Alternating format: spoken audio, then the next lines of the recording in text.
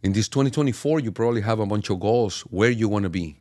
But if I were you, I will strongly think of all the situations of this year. Immigration, that we don't even know who's coming through our borders. Wars everywhere that we are involved as a country. Also, our election year, very important. We need people to represent us. And this country right now is not acting united. A lot of discontent. And obviously, our strength was the unity. And it's not there anymore. So your goals cannot only be personal, how are you going to work out and how much money you're going to make. You have to be united as a country, as a community, as your family, or your decision alone to see where we're going.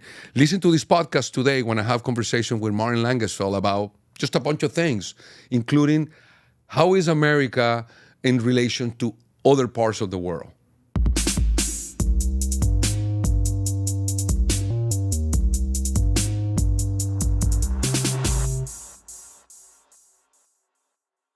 So, bro, where did you go during the holidays? Punta Cana. I went to Punta Cana on a cruise with my parents. That's cool. Yeah, it was an all-inclusive. They should make those here. I don't like all-inclusives. Why? I think maybe 70% of the things they give you are not what I would choose. Like, I wouldn't choose that liquor. I wouldn't choose that soda. I wouldn't choose that. So, and the food also the quality of the food has gotten a lot worse in all-inclusives. Yeah. I think I like what I want. I want what I want when I want it, if I can afford it, especially It's just easy. You wake up, you don't have to think about anything. No taxis, no nothing. Just wake up, eat. Where did you go? I went to Japan and to Dubai. And mind blown. I mean, I always wanted to go to Japan. Was it cold?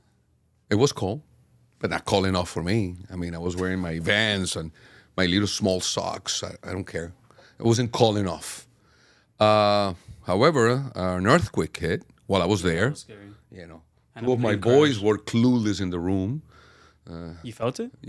Yeah. No, what do you mean felt it? The chandelier was just moving back and forth. It was a pretty shocking thing that the way it was moving. I actually thought the earthquake was there, but it wasn't. It was far away. That's one natural disaster that there's nothing you can do. No, it's right there. Hurricanes. It's an 8-second thing. What are you gonna do in the next 8 seconds?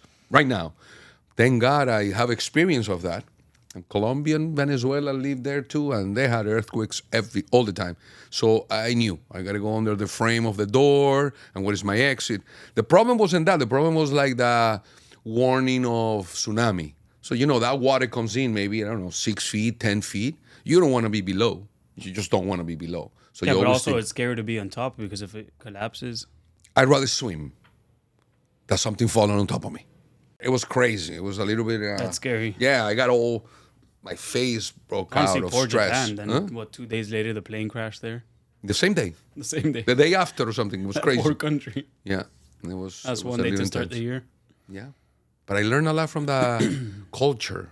What I think of the culture now is, remember in the World Cup, when the only people that would stay cleaning always... Was them. Yeah, after Japan would play, they would stay cleaning, give the other workers No, their you don't trash understand bags. it. I spent, I don't know how many days, a lot of days, no trash anywhere. So you will be on the streets with Tokyo's 37 million people in that city alone. Wow. Not a trash can anywhere.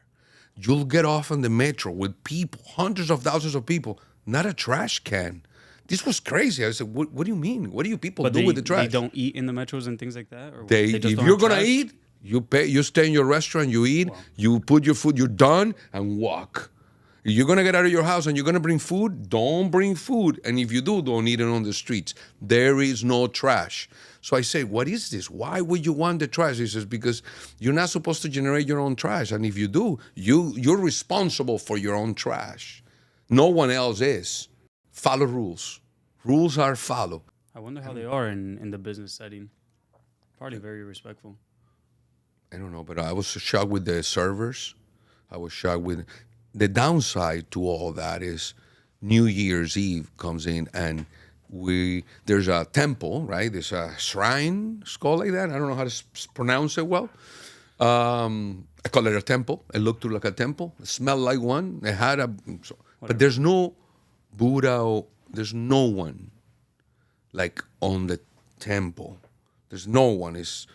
element of luck, blessings, but of no one. So interesting. I kind of like that there was no one. I'm sure they're praying to someone. Right. So I asked a couple of young people, I don't know, in the 30s. It's like, no, we don't pray to anyone. We just pray once a year on New Year's for good health, good wealth. Really? And I was like, what do you mean? So you don't, and then in the name of Jesus, amen, you don't, at the end of anybody? No. I was like, okay, so who you praying to? Luck, blessings, wherever they come from.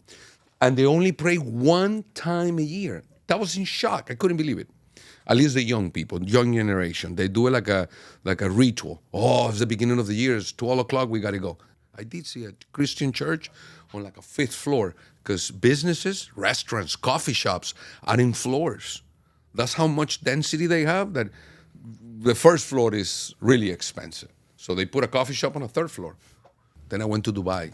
Mind blown. How much money these people have? How much money do these people have that it's just wealth everywhere? Did you like it? It's beautiful. I mean, I think it's man-made beautiful. Dubai and itself, it's beautiful. not. It's beautiful. just It's a Disney World on another level. On another level. Unlimited money. On another level. No, but it was literally created even at a loss, financial loss. So build it and they will come type of mentality. Everything about it is insane. And I made a mistake. There's so much money there. And I went to the airport coming back, to the right airport, different terminal. And it's not like here that you go to a place and Terminal 1, Terminal 2, but everybody enters from the same place. No. Over there, you enter in another terminal. And we made a mistake and we're like, what is this? I mean, there were like the people going back to India and going back to Pakistan, like those people, like the labor pool. And then there's another terminal for us, the tourists. Well, you don't really see any of the workers At all. Everyone that you any see. of the locals working. No, you don't. It's all from outside. Yeah. All immigrants. Yeah, but they don't even have the labor pool like the one on the stores and stuff. They look very clean and they're local. And I think they run that country at a loss. There's no way they're making money. And there's things sometimes cheaper than us if here. you go into that mall, first you don't get out. It's impossible to find your way out of that mall. Incredible. You'll see And the same store there 3 is times. Same store. Males, females, and luggages. There's a whole what are you ocean doing? inside of the mall. I don't know if you went to that mall. I think it was The aquarium. the aquarium. I went scuba diving inside a shopping mall. Yeah. Yeah, it's pretty crazy. No, they know how to have fun. They know how to have beautiful things. Everything is beautiful. I want to see all that sand, all that dust, and all that temperature in 30, 40 years. Because it brings me back to, man, America, gorgeous. When I move here, when you travel this country is beautiful. Montana, New York, Aspen, you name it. Everywhere you go, California is beautiful. I mean, you take some of the piss on the street and the homeless, and California is gorgeous. Florida is beautiful if you take some of the road rage out. And when you go overseas and you see what's going on, Japan, let's talk about Japan. Japan got wiped out. Then they got that in their hearts. They were a little angry, obviously mad, and they decided to grab everything that America made and improve it. That's why Japanese do everything better. What did the Chinese do? Hey, the Japanese grew up as a country. They came back. They are powerful. What were they doing? They were taking America's stuff and making it better. What did China do? Grab America's stuff and made it cheaper. Lower quality, but cheaper. And that's the consumption of the world. So, I like to go global so I can think about, I'm in real estate.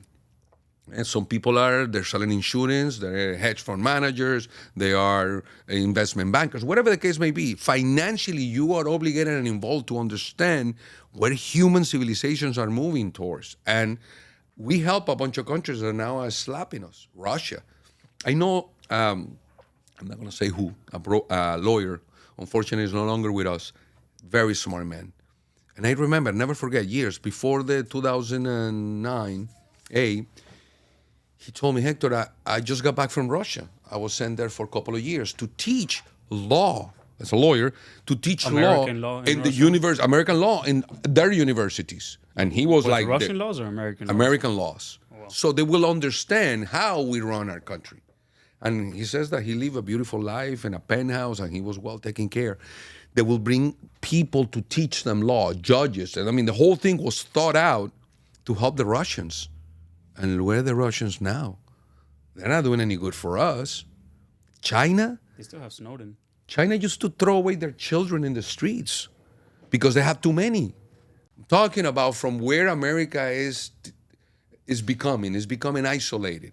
And I just hope, I pray to God that finally the time is here, which benefits me and you and all of us Latin America, that America finally is going to wake up and embrace America. Salvador, that country, it was the most dangerous country in the world. Now it's the safest country in the world. He's on the right, not on the left.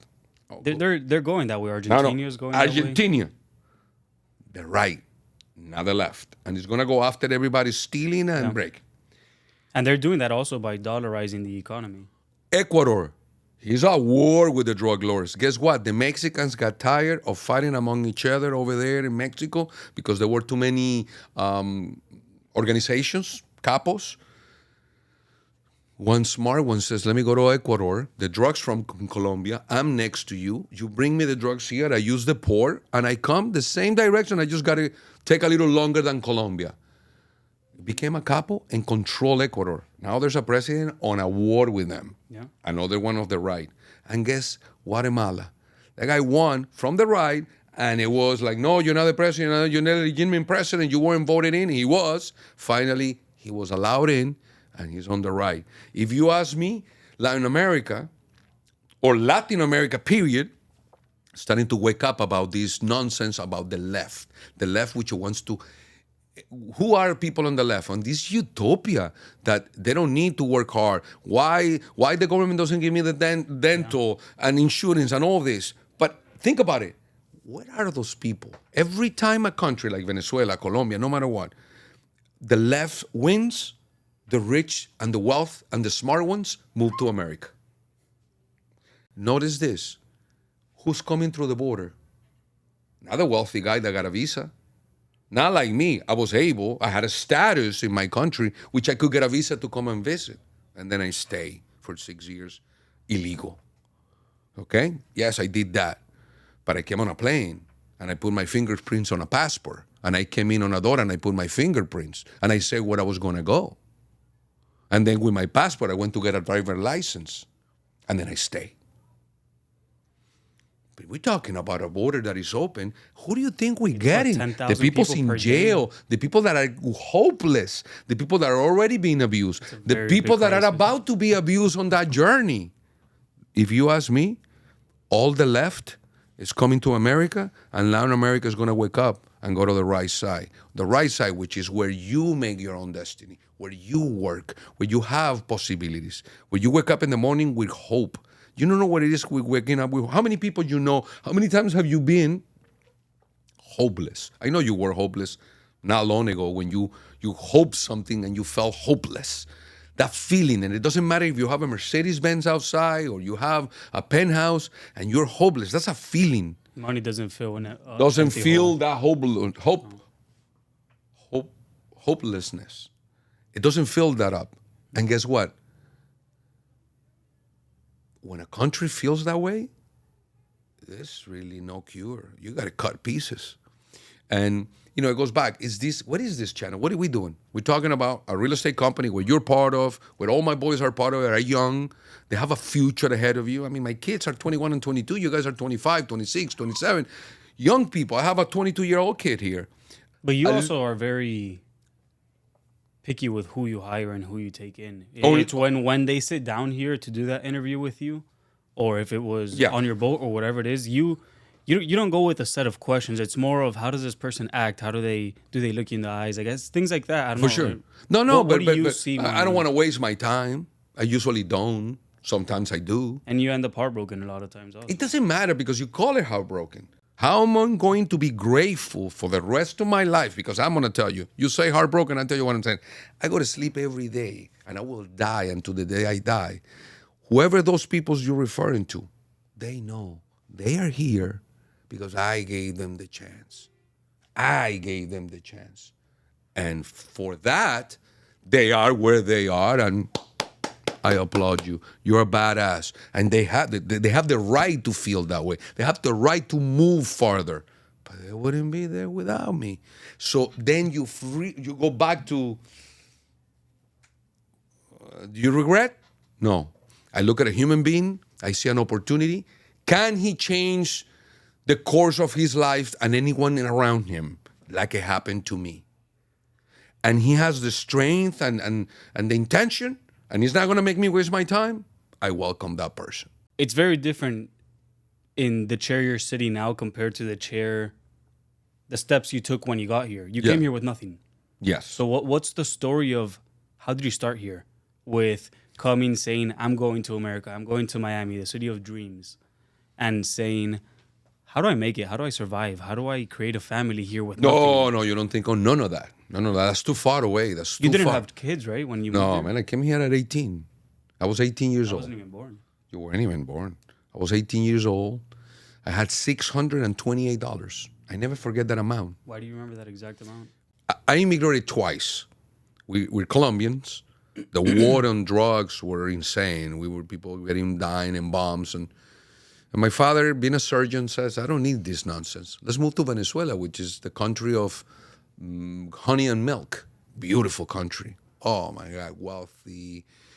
It was just so much. It was amazing. When I moved there, I knew there was like a little between Argentina and Venezuela because they were the two best countries in the world, in my opinion. And then when I'm about to be 18, that I have to make decisions, college decisions that are important. When am I going to go to college and things like that? The society over there, it was already going through some issues. It wasn't a bad country yet. Chavez wasn't in it, but you could already hear how the left was louder. And it was starting with this entitlement again of what do they deserve. And once you start hearing entitlement, you know it's not going anywhere good.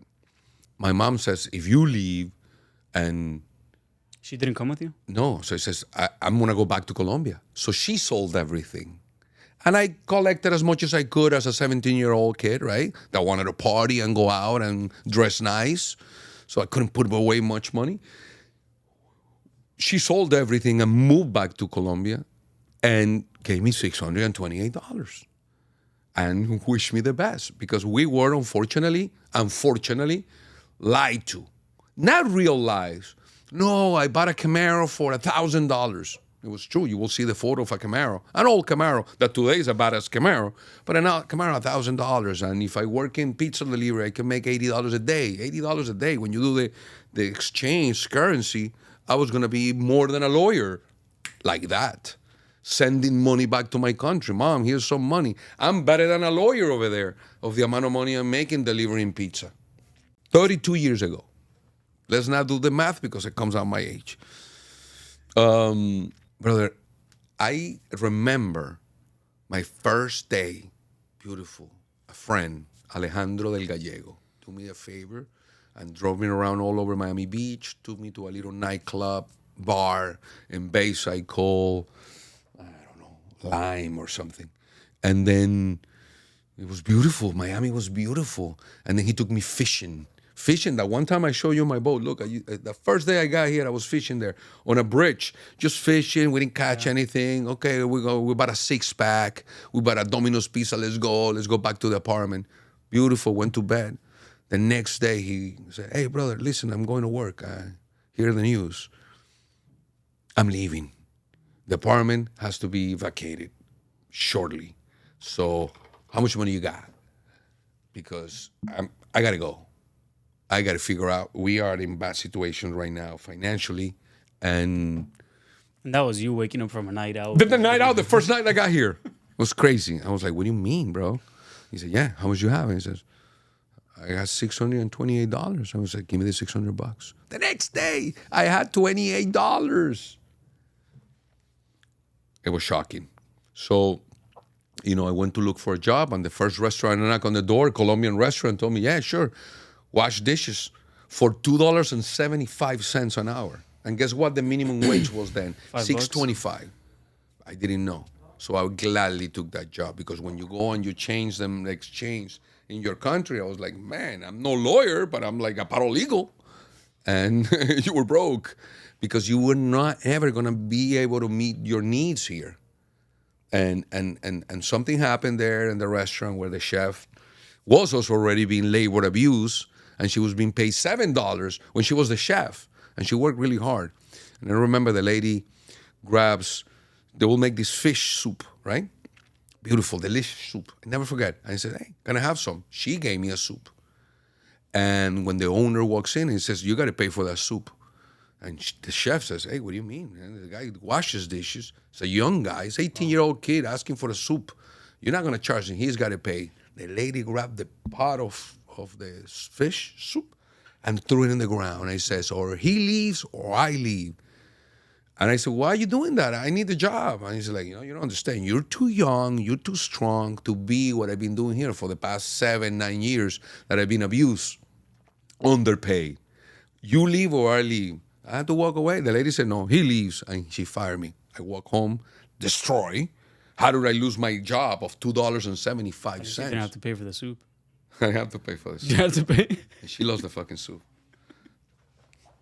She was an angel, that lady, whoever she was an angel because it woke me up. Who knows if my self-esteem was going to be ruined after 3 years in that kitchen. You understand? And so a friend of mine tells me, hey, no, what? They fire you? I'll take you to my restaurant. And he took me and said, no, he has experience. Right away, I got the job. $6.75. I was like 50 cents above minimum wage. I couldn't believe it. I got a raise, more than double one day to the next. Life was great, Martin. Life was great. So when somebody wants to get, and I see those guys that they want to buy a jet and the yacht and the cars and all these things, man, one step at a time, bro. One achievement at a time. One moment of gratefulness at a time before you get to whatever it is that your destination is, because nobody knows where you're going to be. In this business, you know how many people I've seen die that have to leave their money and their wealth to their children, and their children just destroy it? And they die too soon. So who tells you when it's time? No one. So for that reason, getting to where I am is just a long walk. But if you need to form habits. So no matter what you ask me, what business I was in, how good did I do here, how bad, my habits are pretty much the same that take me where I am today. And that's what I want to project to all of you people. It's not getting here early. It's getting here early, already awakened.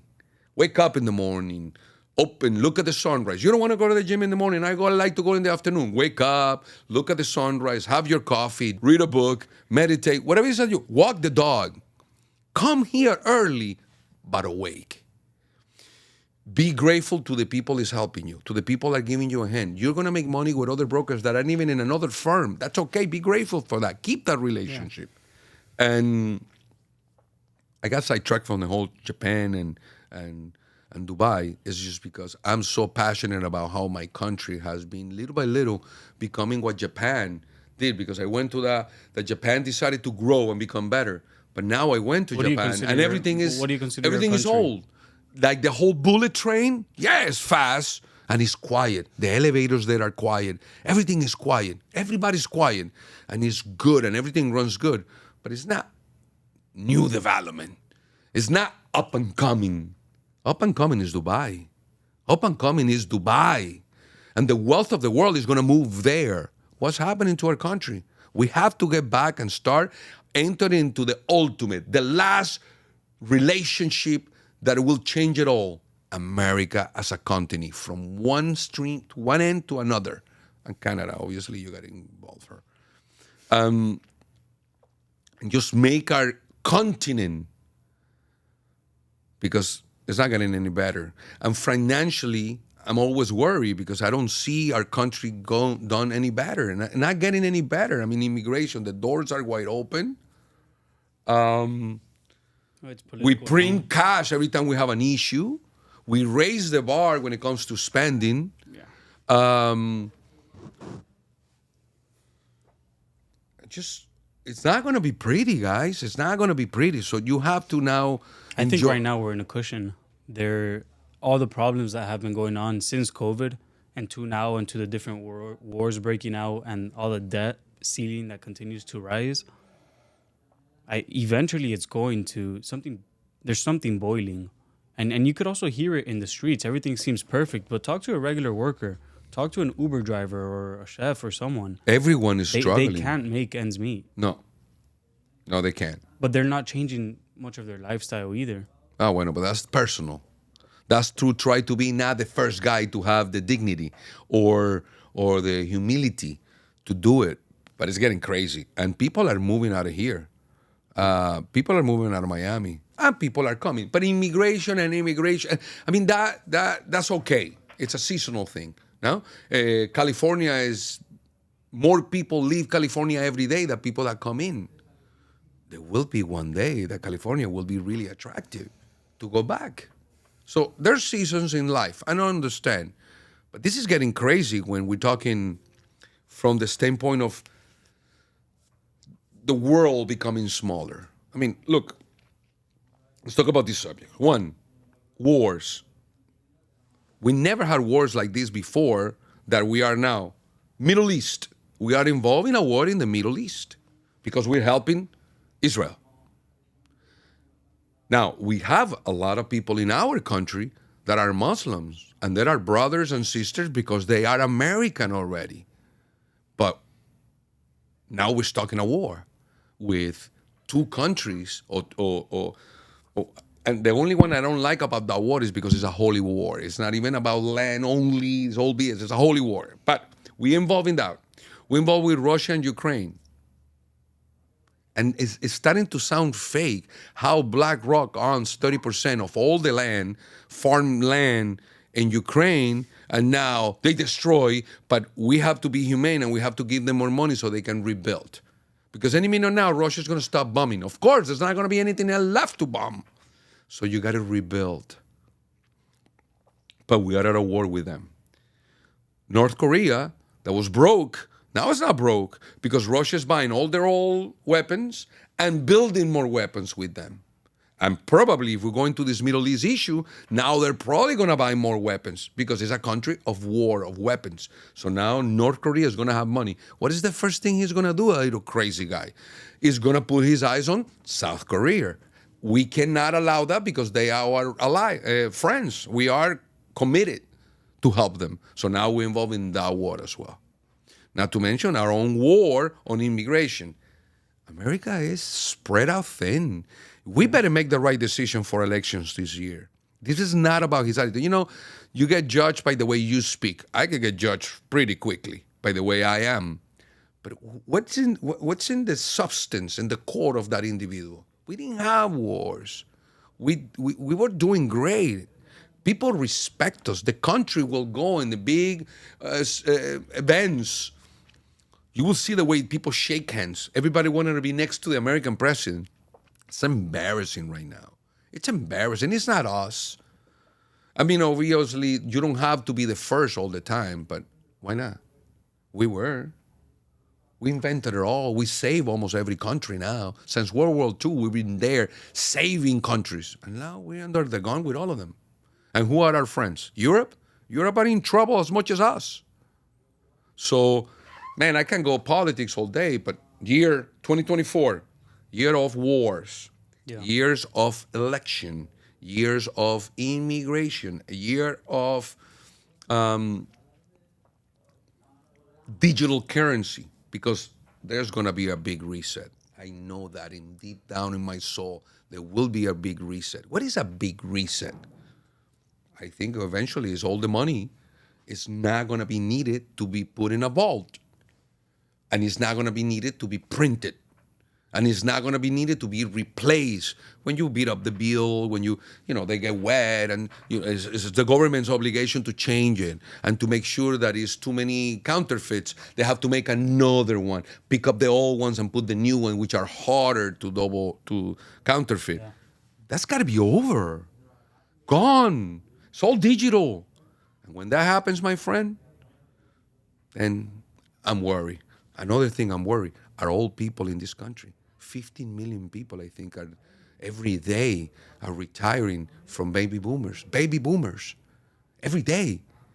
And some of the older people with artificial intelligence are being lied to. They're taking our money away. Things are happening. Wealth is exchanging hands every day. And we're in a wild, wild west country because we refuse to try to keep it the way it was. And we continue to change it with the youth. I struggle with my own house. One of my boys is very, I don't think he's liberal. I don't think he is. He's a gentleman, actually. But he's always bumping heads with me with my beliefs about that we have to be clear and we have to mark the line in the sand. You're there, I'm here. But what can I tell you? That generation of yours are the only hope. I'm speaking to you because my hopes of this country are people like you, young, produce, of course. Breaking the world now. That's right. So, and now it's getting complicated because of the visual generation. Before, people were artistic, involved, in touch with love. They were artistic. They would build things with their hands. They were proud of that. Now everything is all Instagram, automatically created, you don't know visual. What's true, what's real. You don't know anything. And now this whole AI, I've been tempted to do some of this with AI, but for what? You're listening to what I pulled on words, and then it will repeat it, but is it really? Who are you talking to? And the world is changing, and it's changing rapidly.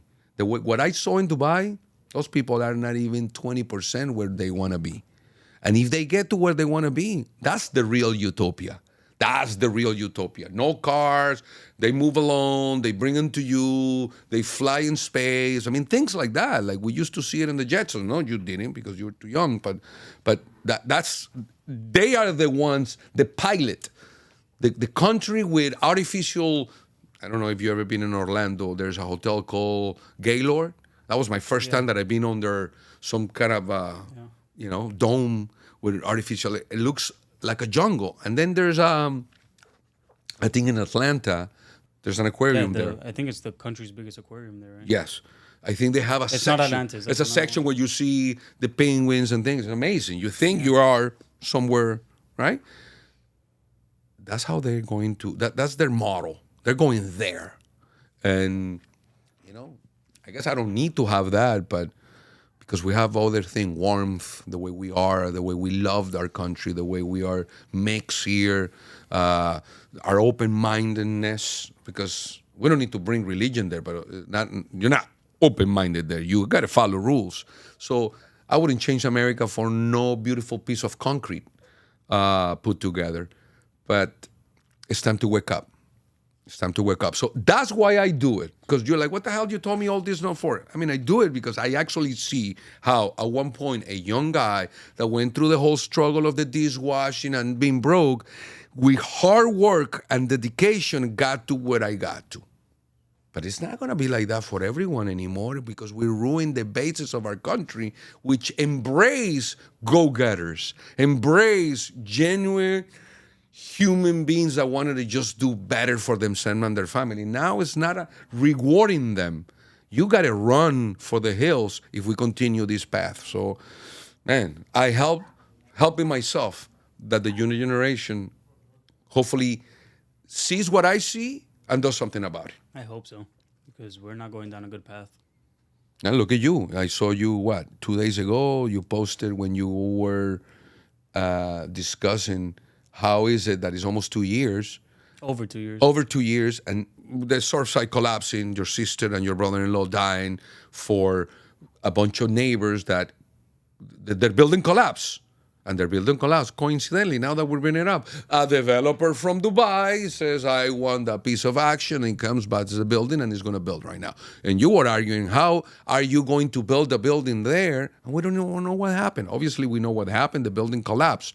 But collapsed because who in the association, who director, who in the city, who government agency, who department of inspection, who There's water no one department, looking over these. who didn't say this got to stop, you guys got to get out. Here's an order, get out of that building, it's unsafe, get out.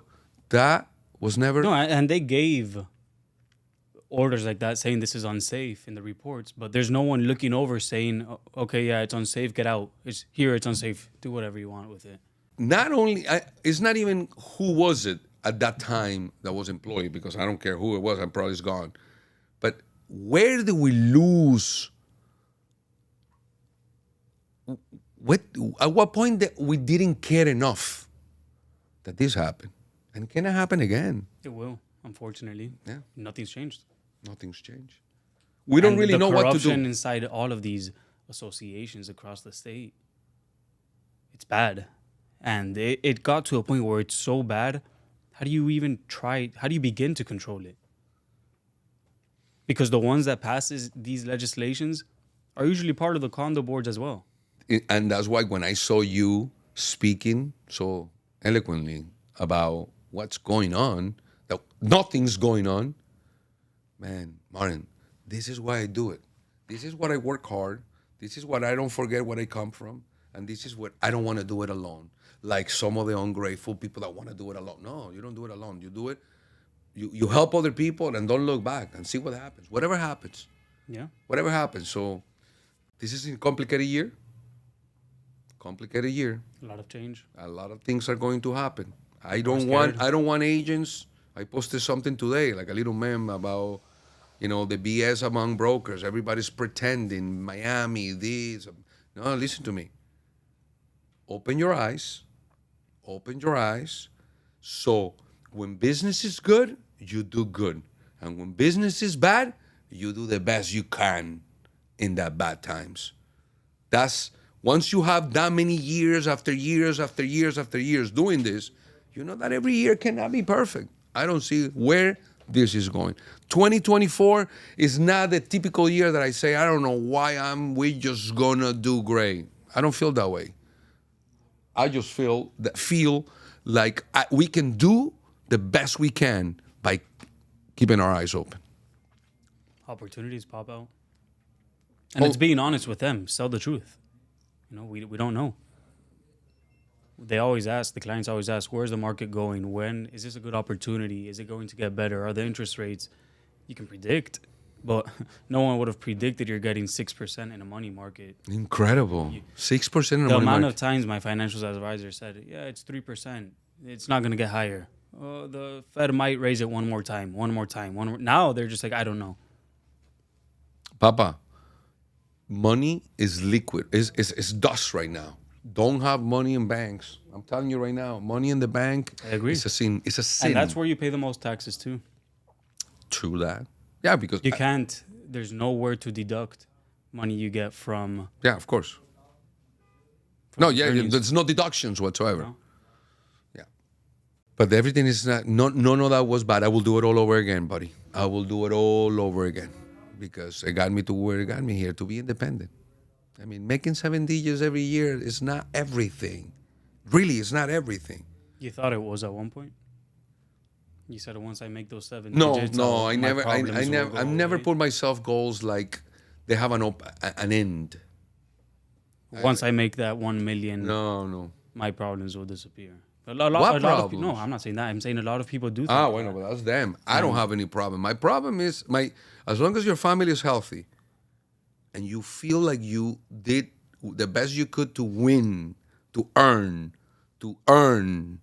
There's nothing more beautiful about earning your own place in this world. You have, and so the times you've been here, after I saw you in that video, you leave me speechless. How much you have grown from that first day with your shirt wrinkled and moved. It was button. You would never let that go. You showed up like that. It's funny. It is funny. So I had my stories and you had yours. Just different. But I respect that you were in America when I met you while you were 4. You live across the street from my house, 3, who knows? And bro. So just because I'm an immigrant and a go-getter doesn't mean that a person that was born here can do the same. It's a different story. It's what you have here. It's what you have here and here. Thank you again, Papa, for coming. We talk every day. We're going to do this all the time, but We're going to do this all the time because at the end, it's about us. The people that hear us, it's about natural things and common things that we go through. And I hope it works for them. If they hear. I hope we could get across that. I still go home and I watch podcasts on people who I admire, and I listen to these things and I read these books because there's always something to learn. And if in these 45 minutes that we just spoke about 100 different topics, you can get one thing out of it, put it to use. Sure. Or maybe you feel identified, because in these days and now you can't say who, she, then, or you can't say you don't know. You want to be politically correct. That's annoying. Why do I have to be politically correct? You just can't hurt people. You can't just hurt other people because they are feeling that way. But no, I'm sure we accidentally attacked a few people in this. I don't even recall. Me neither. Exactly. I don't recall. It was from the heart and it was innocent. Thank you.